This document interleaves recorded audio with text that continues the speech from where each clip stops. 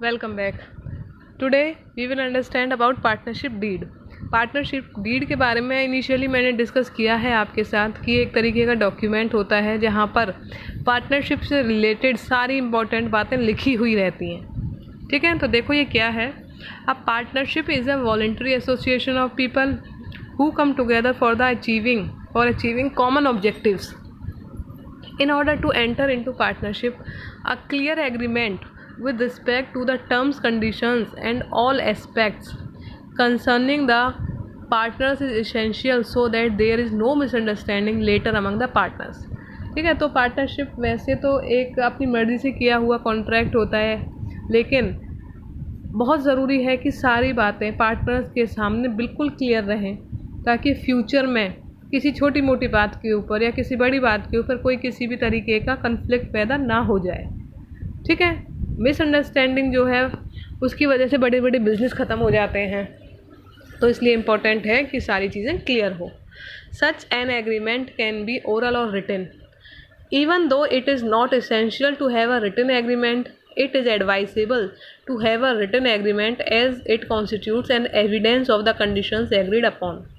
तो वैसे तो ये दोनों तरीके का हो सकता है, एग्रीमेंट रिटन भी हो सकता है, ओरल भी हो सकता है, लेकिन क्योंकि हमारी मेमोरी या सभी की मेमोरी उतनी तो स्ट्रॉन्ग नहीं है कि सारी बातें ध्यान रखी जाएं, तो इसलिए सभी को ये गाइडेंस दी जाती है कि it is better to have written agreement, कि रिटन एग्रीमेंट करवा लो तो बेटर है, ताकि कभी भी आपको कुछ चीज़ देखने की ज़रूरत पड़े, कोई कंडीशन आप भूल जाएं तो आप वहाँ से देख सकते हैं. It is advisable to have written agreement as it constitutes an evidence of the conditions agreed upon. The written agreement which specifies the terms and conditions that govern the partnership is called partnership deed. तो ये partnership deed की definition है. ये क्या होता है? It is a written agreement. ये एक written agreement होता है जो स्पेसिफाई करता है सारी टर्म्स और सारी कंडीशंस को जिनके बेसिस पर एक पार्टनरशिप गवर्न की जाती है या एक पार्टनरशिप बिजनेस कंटिन्यू करता है. अब देखो इस पार्टनरशिप डीड में क्या क्या बातें रिटन रहती हैं. First one is name of the firm. Business का नेम क्या रहेगा. Second, nature of the business and location of business. किस तरीके का बिजनेस है आपका, क्या एक्टिविटीज़ उसमें की जाएंगी. ठीक है, और लोकेशन उसकी कहाँ रहने वाली है. ड्यूरेशन ऑफ बिजनेस, कितने समय के लिए आप बिजनेस कर रहे हो. जैसे ड्यूरेशन वाला हमने देखा था कि वो एट विल है या किस तरीके से या किसी स्पेसिफिक काम के लिए किया जा रहा है. Investment made by each partner.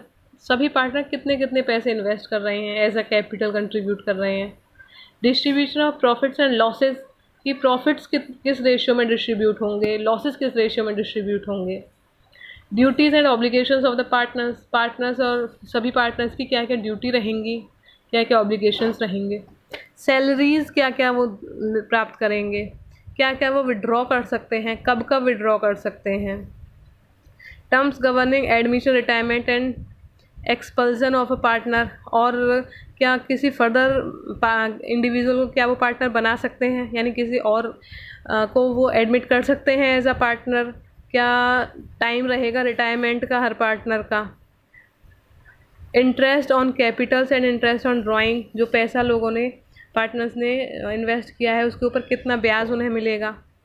और अगर वो कुछ ड्राइंग करते हैं, कुछ निकालते हैं, गुड्स निकालें अपने प्राइवेट पर्पज़ के लिए या पैसे अपने प्राइवेट पर्पज़ के लिए वो विड्रॉ करते हैं, तो उसके ऊपर क्या ब्याज चार्ज होगा.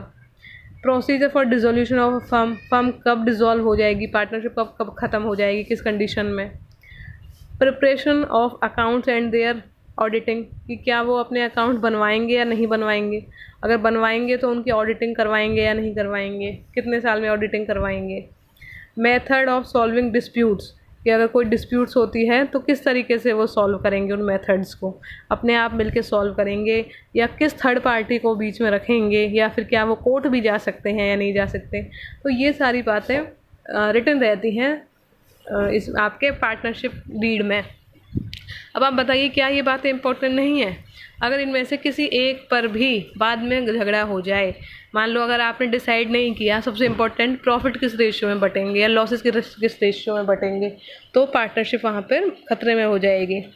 किस रेशियो में डिस्ट्रीब्यूट होने का मतलब ये है कि 100% में से मान लो 2 पार्टनर हैं, तो क्या वो प्रॉफिट्स को 50-50 आधे आधे में बांटेंगे, क्या वो प्रॉफिट्स को 60-40 के रेशियो में बांटेंगे. इट डिपेंड्स ठीक है, ये उनकी खुद की मर्ज़ी रहेगी कि वो प्रॉफिट रेशियो क्या डिसाइड करते हैं। ठीक है, तो ये सारे इंपॉर्टेंट टर्म्स हैं, इंपॉर्टेंट पॉइंट्स हैं पार्टनरशिप डीड में। तो अब इसके बाद देखो रजिस्ट्रेशन का मैं आपसे डिस्कस कर रही थी कि रजिस्ट्रेशन होगा या नहीं होगा, या क्यों ज़रूरी होता है करवाना, रजिस्ट्रेशन के बेनिफिट्स क्या होते हैं, that we will discuss in the next one.